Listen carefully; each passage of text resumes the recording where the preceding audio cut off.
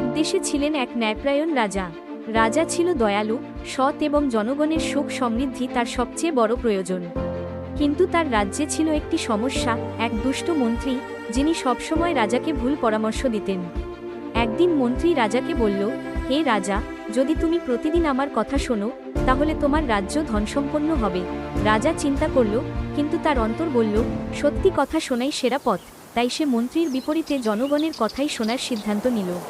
পরবর্তী দিনগুলোতে রাজা সরাসরি মানুষের সঙ্গে কথা বলল। তিনি দেখলেন জনগণ কী সমস্যায় ভুগছে, কী চায়। ধীরে ধীরে তিনি মন্ত্রীর খারাপ উপদেশ উপেক্ষা করতে শিখলেন। শেষে মন্ত্রী লজ্জায় মাথা নত করে রাজাকে বলল, আমি ভুল করেছিলাম। তুমি সত্যি ন্যায়পরায়ণ।